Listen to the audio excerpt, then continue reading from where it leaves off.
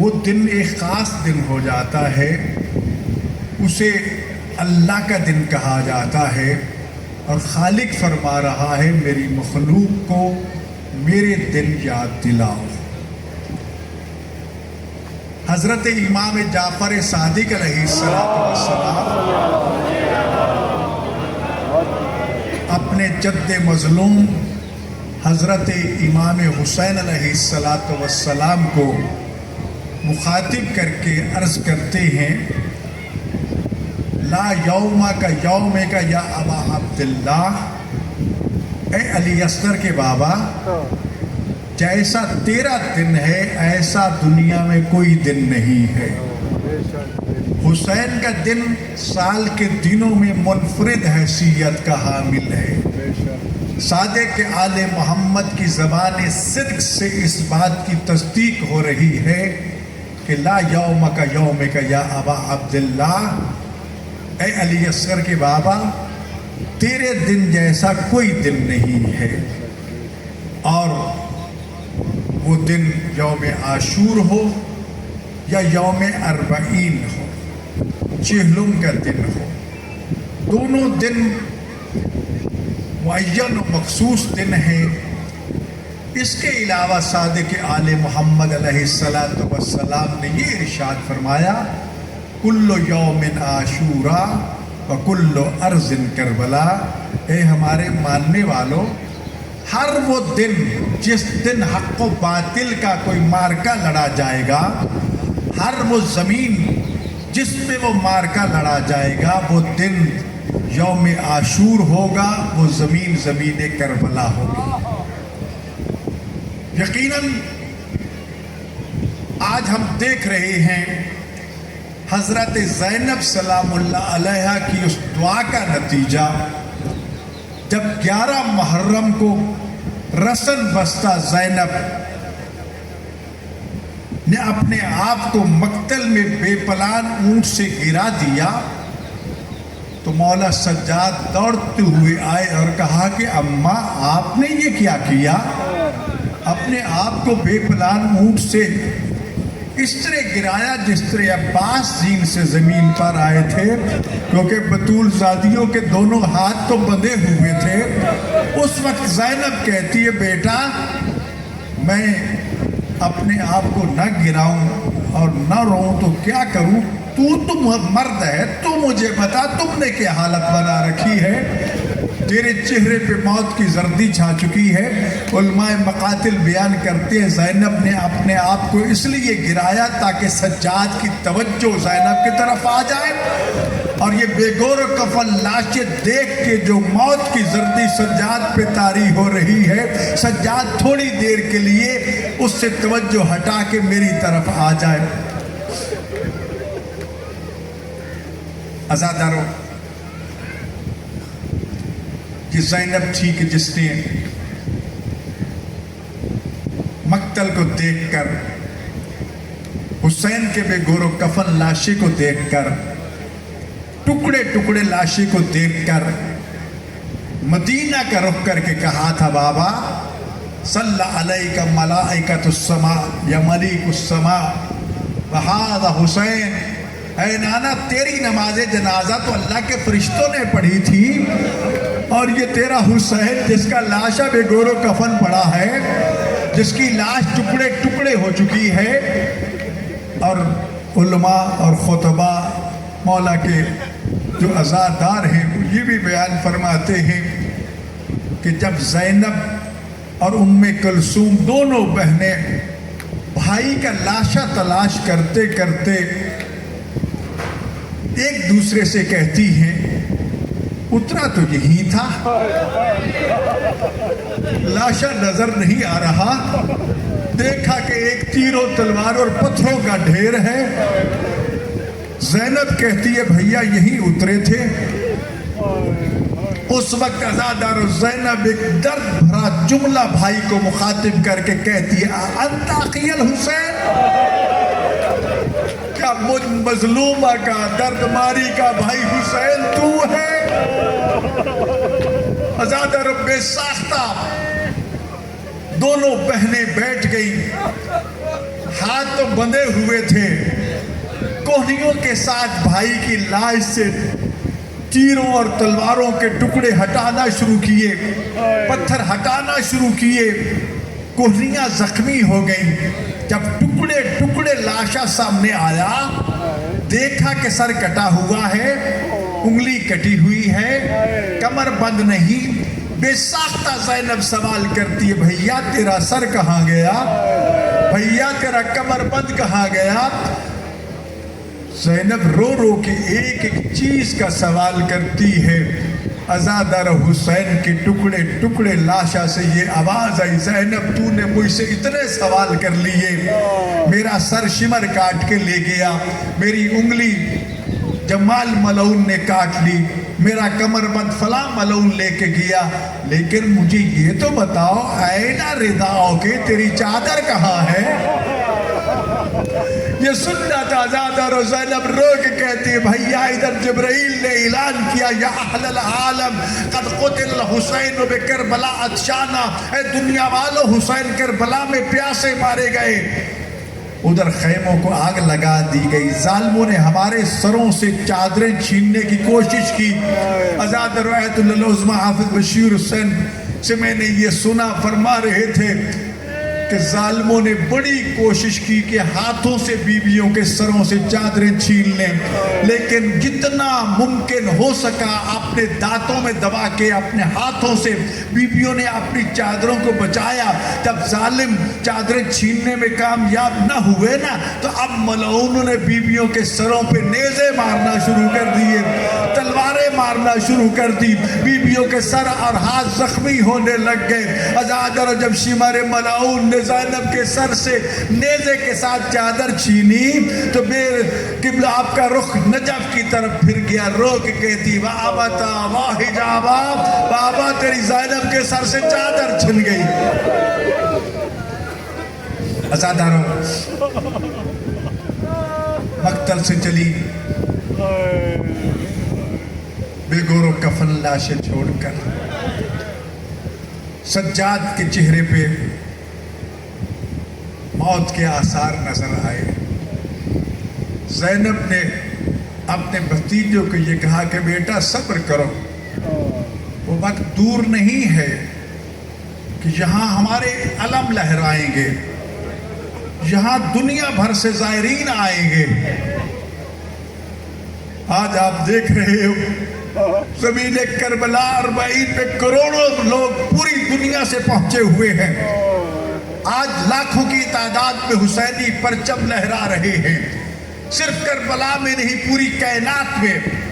بے شک یزیدیوں نے خیام حسینی کو آگ لگا دی تھی، لیکن آج جہاں جہاں پوری کائنات میں یہ کناتے اور تمبو لگا کے آپ بیٹھے ہیں، یقین کیجئے آپ حسین کے خیمے میں بیٹھے ہیں۔ یہ حسین کا خیمہ ہے کہ جس میں ہم بیٹھے ہیں۔ یزیدی تو یہ سمجھے تھے کہ جب خیمے جلا دیں گے حسین کا نام و نشان مٹ جائے گا، نہیں، آج کائنات میں جہاں بھی حسین کی مجلس ہوتی ہے، یہ امام برگاہیں، یہ عزاخانے، یہ سبھی حسین کے خیمے ہیں۔ جب بھی وہاں پہنچو سجدہ شکر بجا لایا کرو کہ آپ خیمہ حسین میں ہے، خیمہ یزید میں نہیں ہے۔ عزیزان گرامی، 40 کی بڑی عزت و عظمت و توقیر ہے۔ حضرت امام حسن عسکری علیہ السلام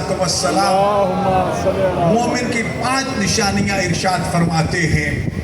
پہلی نشانی یہ فرمائی کہ مومن ہر روز 51 رکعت نماز پڑھتا ہے، 17 واجب ہیں، باقی سنت ہیں، ہر روز 51 رکعت۔ عموماً ہم ظہرین کی 8 رکعت نہیں پڑھتے، تاکید نہیں ہے، پڑھ لو تو تب یہ 51 بنتی ہیں۔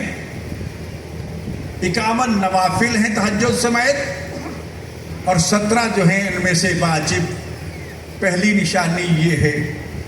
دوسری نشانی ارشاد فرمایا کہ وہ خاک شفا پہ سجدہ کرتا ہے، مٹی پہ سجدہ کرتا ہے، مجھے ایک بات بتاؤ، امام نے ہمیں کربلا کی مٹی پہ سجدہ کرنے کا حکم دیا، جب بھی آپ سجدہ گاہ اپنے سامنے رکھ کے نماز میں کھڑے ہوتے ہیں اور نگاہیں خاک کربلا سے دو چار ہوتی ہیں، کیا ہر نمازی کا ذہن کربلا جاتا ہے کہ نہیں؟ ہر ذہن کربلا کی طرف متوجہ ہو جاتا ہے، اور جب متوجہ ہوتا ہے تو مظلوموں کی یاد آ جاتی ہے، یاد آتی ہے تو آنکھوں سے آنسو بھی بہہ نکلتے ہیں۔ فقہی مسئلہ ہے، اگر حالت نماز میں ہمیں کوئی اپنا پیارا جو دنیا سے جا چکا ہے وہ یاد آ جائے اور آنکھوں سے آنسو نکل آئے، نماز باطل ہو جاتی ہے۔ یہ حسین کریم ہے کہ جس کی یاد میں، اور کربلا والے ہیں کہ جن کی یاد میں اگر آنکھوں سے آنسو بہ نکلیں، چیخیں نکل جائیں، تو نہ صرف یہ کہ نماز باطل نہیں ہوتی، نماز کی معراج ہو جاتی ہے۔ آج بھی ہمارے علماء فقہا جب مصلی عبادت پہ کھڑے ہوتے ہیں نا، تو تکبیرۃ الاحرام کہنے سے پہلے کربلا کا رخ کر کے السلام علیکہ یا ابا عبداللہ، حسین کو سلام کرنے کے بعد تکبیرۃ الاحرام کہتے ہیں۔ پوچھا گیا ایسے کیوں؟ کہ اگر حسین قربانی نہ دیتا تو یہ نماز ہمیں ملتی؟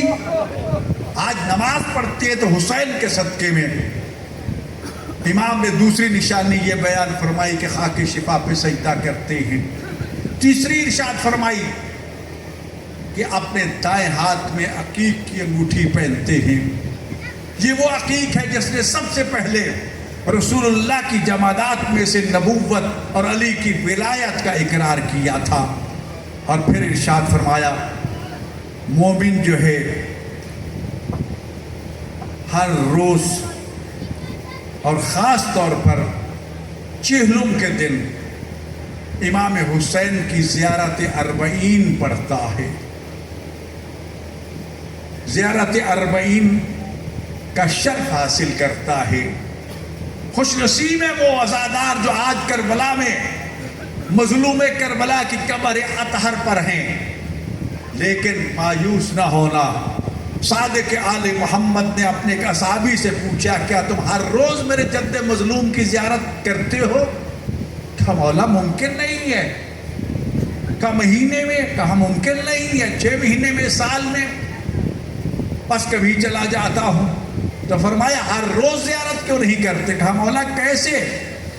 فرمایا گھر کے صحن میں کھڑے ہو جاؤ، مکان کی چھت پہ چلے جاؤ، جنگل صحرا میں چلے جاؤ، کربلا کا رخ کر کے میرے جد مظلوم حسین کے غم میں روتے ہوئے، ان کے حق کی امامت کو مانتے پہچانتے ہوئے رخ کر کے ایک مرتبہ کہہ دو السلام علیکہ یا ابا عبداللہ، اے علی اصغر کے بابا آپ پہ ہمارا سلام ہو، تمہیں میرے جد مظلوم کی زیارت کا 70 حج کا ثواب ملے گا۔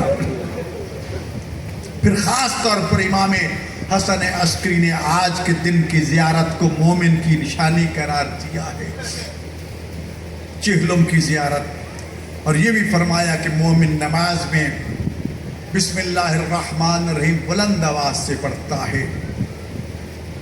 40 کا عدد قرآن میں بھی، حدیث میں بھی، عمل رسول میں بھی کئی جگہ ہمیں ملتا ہے۔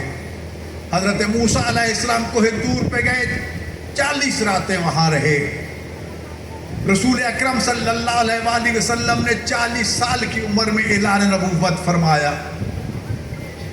انسان کی جب عمر 40 سال ہوتی ہے تو اب زندگی ڈھلنا شروع ہو جاتی ہے۔ 40 تک عروج ہے، اب زوال شروع ہو جاتا ہے۔ اور چہلم کی زیارت امام حسین علیہ السلام کی زیارت ہے،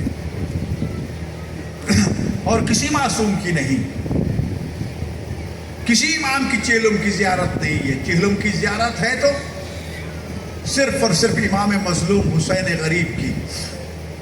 اور یہی وجہ ہے کہ آج دنیا بھر سے کروڑوں عزادار حسین غریب کے چہلم کی زیارت منانے کے لیے کربلا میں موجود ہیں۔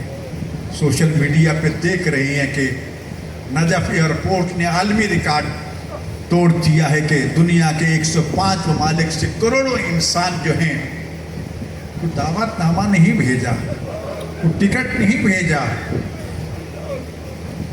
बल्कि हुसैन ने उस वक्त ये बता दिया था जब ज़मीन करबला को खरीदा था और बनी असद से ये कहा था कि हमारे मेहमान आएंगे, ज़ाहिर आएंगे, उनको पानी पिलाना। आज भी बनी असद के कबीले के लोग अज़ादारों, आप देख रहे हैं नजफ से करबला तक सबीले ही सबीले हुसैन का दस्तरखान बिछा हुआ है।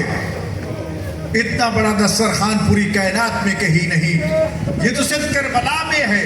और पूरी दुनिया में जो नियाज़ें बन रही हैं, ये सभी हुसैन का दस्तरखान है। खुशनसीब हैं इराक वाले कि जिन्हें हुसैन मजलूम के ज़ाहिरों की खिदमत करने का शान हासिल हो रहा है। खर्च भी करते हैं, खिदमत भी करते हैं, साथ रो रो के कहते हैं हाजी दुआ करना अल्लाह हमारी इस खिदमत को कबूल कर ले। ज़ाहिर जाके हुसैन को कहना तेरे नौकर रास्ते में खड़े थे, तेरे ज़ाहिरीन की खिदमत कर रहे थे, उनकी खिदमत को कबूल कर ले। ऐसा निगरामी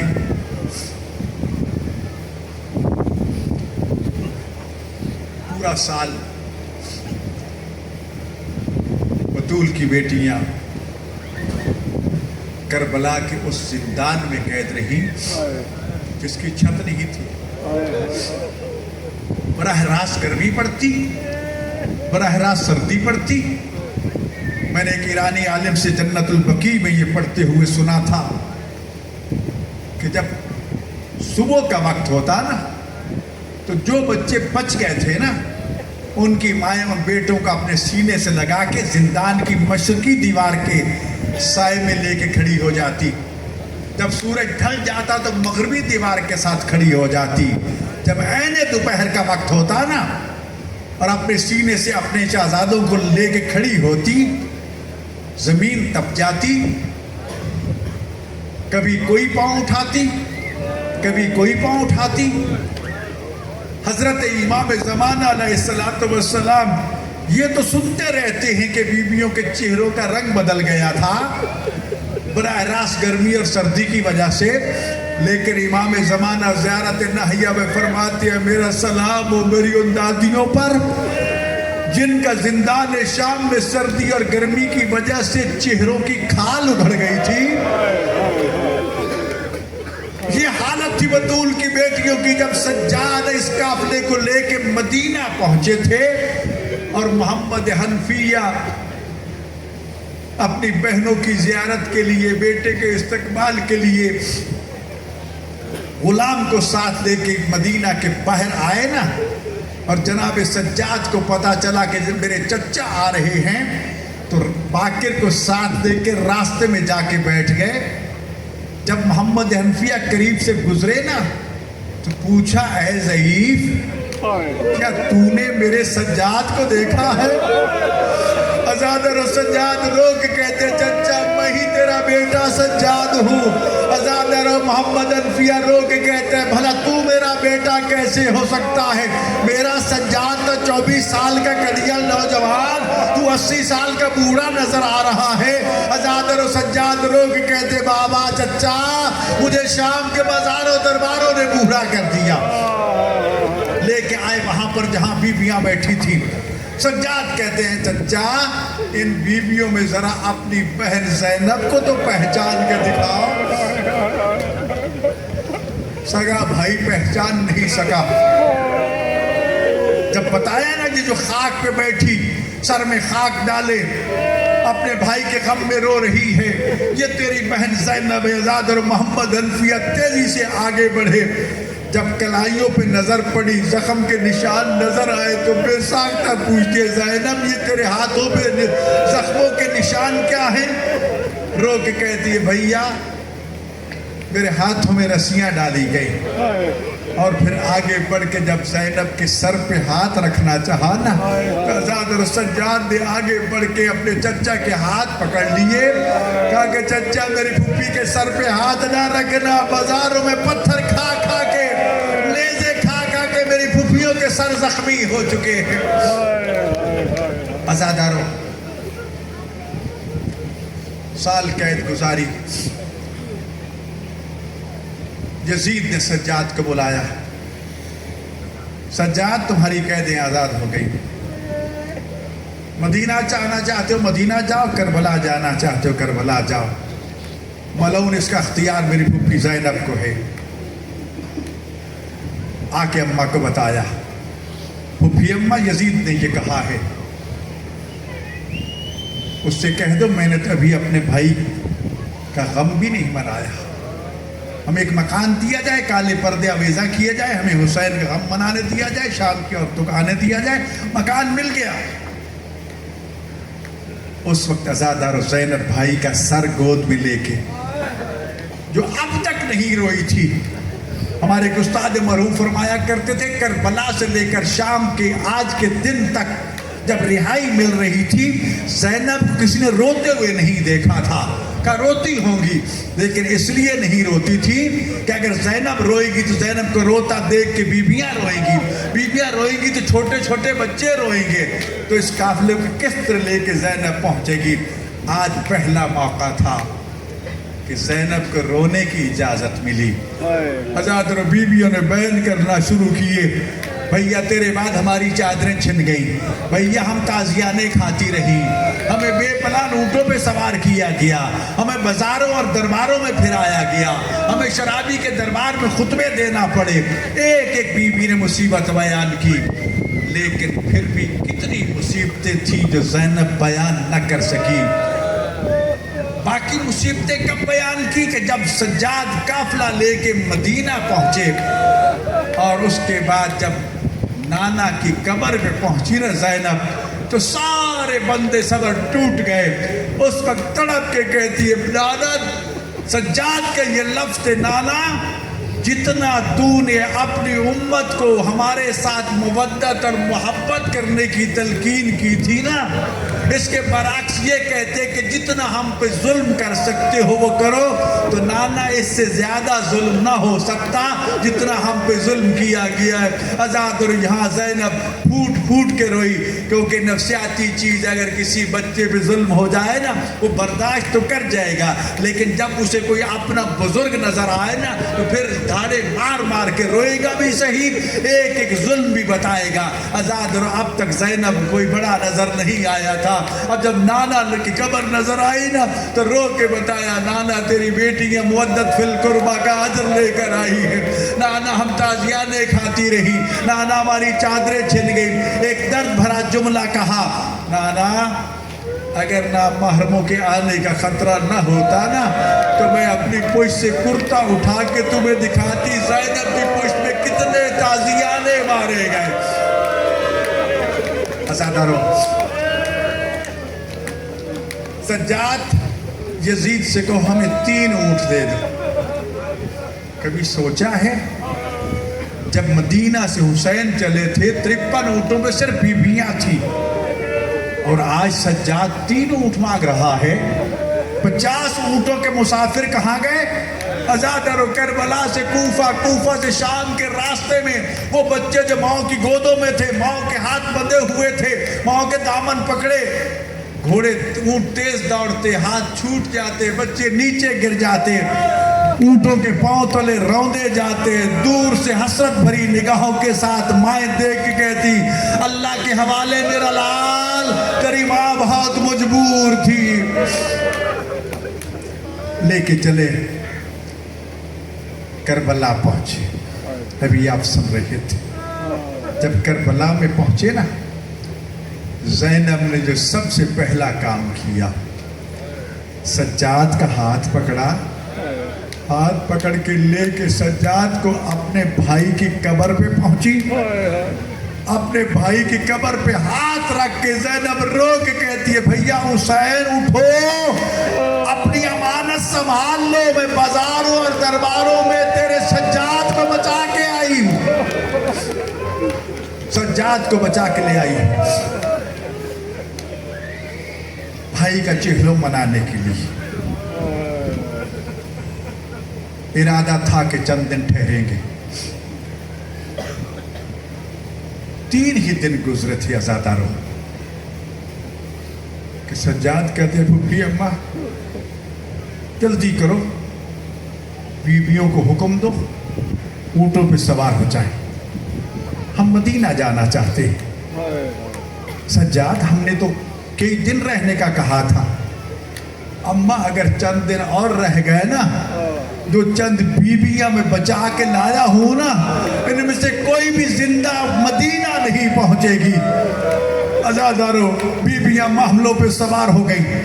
ایک مرتبہ پھر سجاد کہتے ہیں اماں ذرا اچھی طرح قافلے کو دیکھ لو، کوئی بیوی رہ نہ جائے۔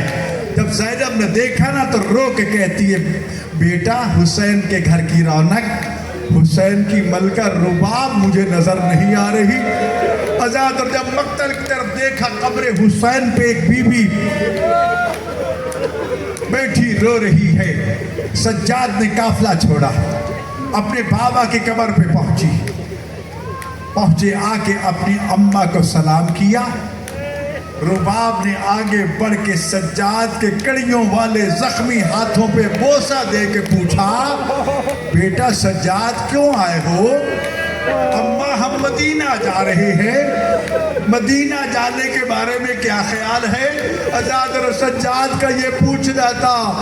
رباب رو کے کہتی ہے بیٹا سجاد مدینہ جائیں مدینہ والیاں، میرا مدینہ میں کیا ہے؟ میری سکینہ شام میں رہ گئی، میرا علی اصغر کربلا میں ہے، میں علی اصغر کی قبر پہ مجاور بن کے بیٹھ جاؤں گی۔ حکم امام ہوا، چل پڑی بطول کی بہو۔ عزادارو آج چہلوں میں پہلی مرتبہ جب داخل ہوئی نا تو رسول کا بوڑھا اصحابی جابر ابن عبداللہ انصاری، جس کی بینائی ختم ہو چکی تھی، عطیہ نامی غلام کے ساتھ چلتا چلتا جب کربلا کی وادی میں پہنچا، فرات پہ غسل کیا، پاکیزہ لباس پہنا، خوشبو سے معطر کر کے وادی کربلا میں داخل ہوا۔ غلام سے کہتے ہیں کہ مجھے قبر حسین پہ لے جاؤ۔ کہا سردار میں کیسے پہچانوں حسین کی قبر کون سی ہے؟ کہا تم مجھے مقتل میں لے چلو نا، میں حسین کی خوشبو سون کے حسین کی قبر پہچان لوں گا۔ میں نے حسین کو کتنی مرتبہ مہر نبوت پہ دیکھا تھا، میں نے حسین کو کتنی مرتبہ اپنے نانا کی گود میں دیکھا تھا، میں نے کتنی مرتبہ رسول اللہ کے حسین کے ہونٹ کے بوسے لیتے دیکھا تھا، حسین کے بدن کے بوسے لیتے دیکھا تھا۔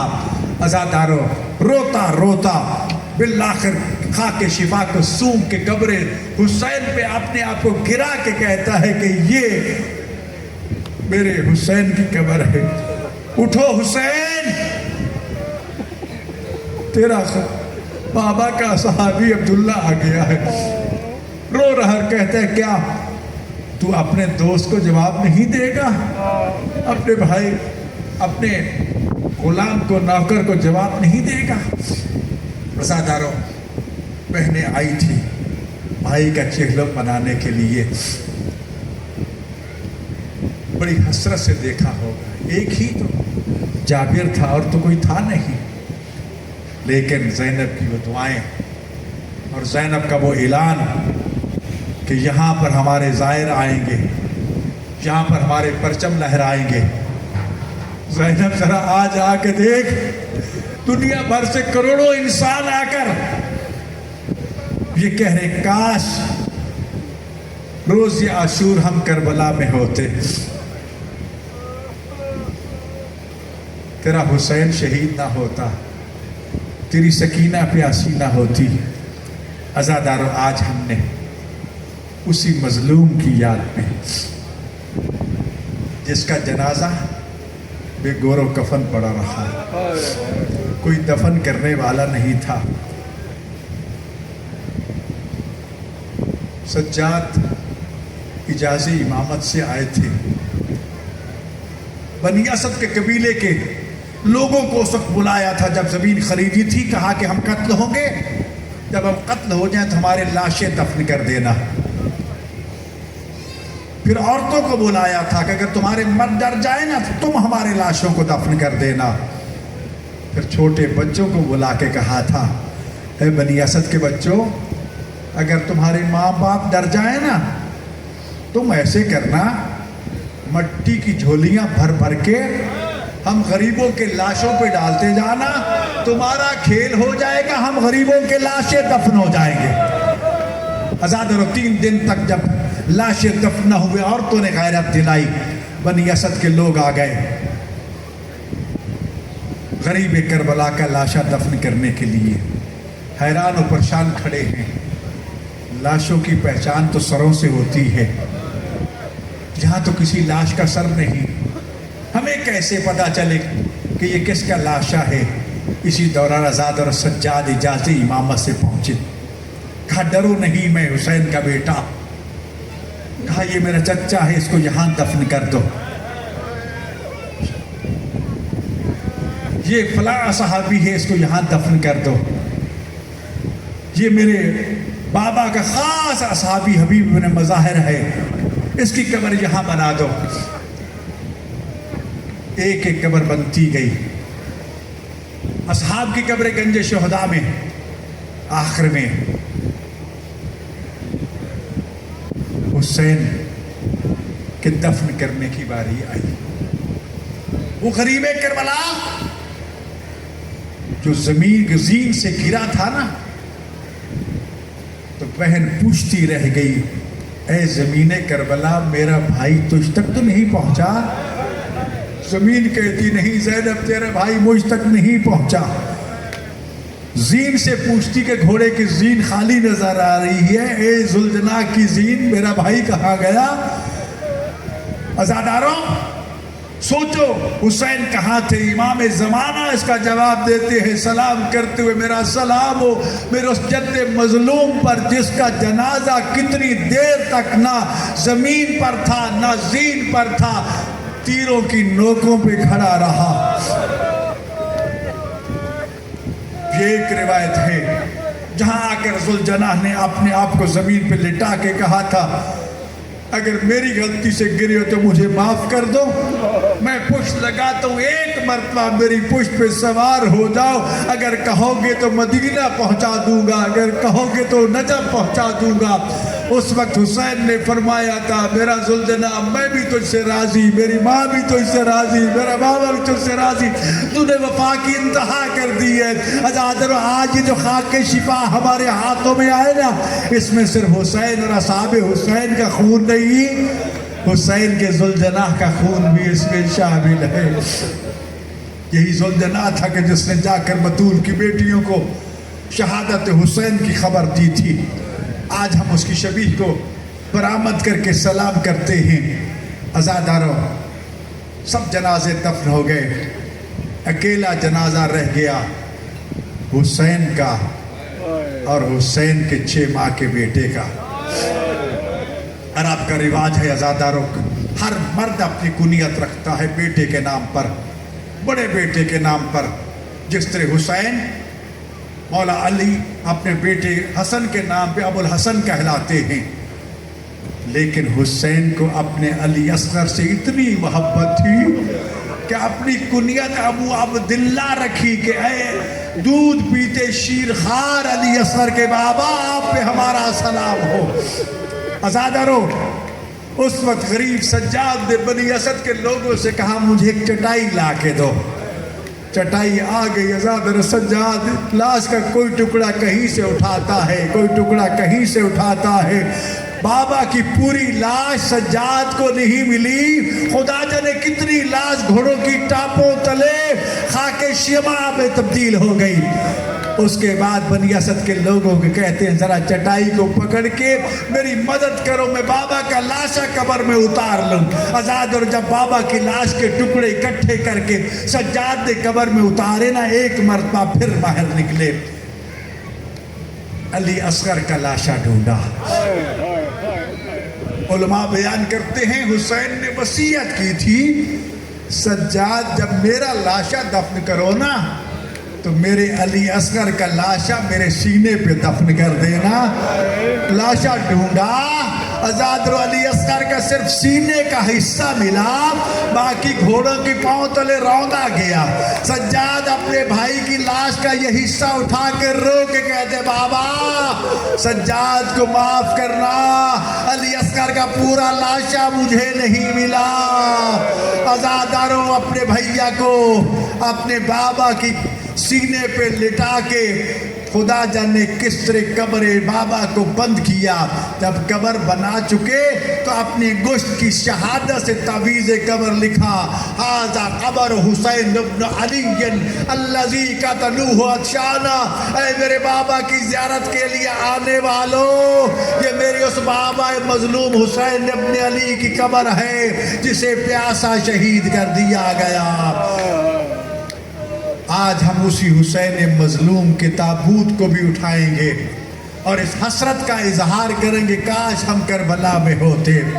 अज़ादारों, बतूल की बेटियां भाई की कब्र पर तो बैठी, लेकिन जिस तरह रोने का हक था वो अदा न कर सकी।